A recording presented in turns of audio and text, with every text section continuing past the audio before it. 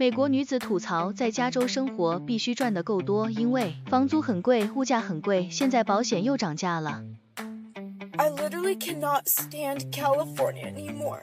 How are they going to increase my insurance by $150? I have to pay $550 a month for my car insurance just for liability. Are we joking? I can't even afford life. I'm working 2 jobs, bro. I'm trying to go to my second job and I keep crying. What is this? Are we joking, California? Are we kidding? Are we joking? This is a sick joke. I'm on a comedy show, dude. I'm losing my mind. I hate California. I'm moving out. I'm tired of it. 美国网友觉醒了，其实是什么主义不重要，创造财富可以各显神通，关键是财富的分配问题。So I've been going down this Chinese rabbit hole of learning about Chinese culture and whatnot, and so I want to respond to this comment. Speaking about the Chinese economy and the way of government that they are involved in, which prevents the takeover of all of the major industries by private corporations. I'm going to make a really, really strong distinction here. Somehow we have made capitalism and democracy synonymous. Those are not the same things, guys. Those are not the same things. A democracy is the ability for the people to determine how they want to be governed.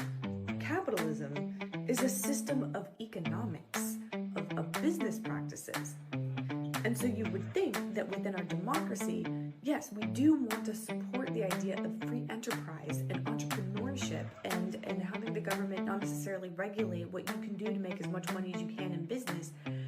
However, that's the democracy over time evolving in order to serve capitalism. The roots of what democracy is can change. It doesn't have to be capitalism. It can be whatever we decide is best for us. Unbelievable. We ordered a Happy Meal for our son, and this is what they gave us. The commie meal. God, look at this burger, the Mark's burger. That is disgusting. I don't even think that's edible. No, and look at the fries. Oh, God, what does that even mean? It's indoctrination. Yes, that's exactly what this is. God, at least the toy is normal. Destroy capitalism. Okay, I have a really easy question. Maybe somebody can help me answer. I keep seeing these videos of people using ordinary gel pens or even pencils to write perfect, beautiful Hansel. And I really want to know, how do you learn to do this? Can somebody show me how to do this? Because my handwriting's terrible. Unrelated, best thing about chopsticks. Use your phone while you eat. No. Please. Oh, my God, they're all on the floor. What are you doing that way? We're actually learning that a lot of the crap that they've been talking about China is absolutely not true. Stunned. From ultra-modern infrastructure to unmatched digital innovation and a vibrant online community, many Americans are now rethinking their perception of China. Only did the US propaganda completely fail. Red Note has people finding out in real time that communism has China living in 2077 and capitalism has America living in 1960. They've been lying to me my whole life. I've been on Red Note for the last 3 hours, just scrolling and soaking up the interaction between us and our Chinese neighbors, and came to the epiphany in the middle of my scrolling that, oh, this is the bad play.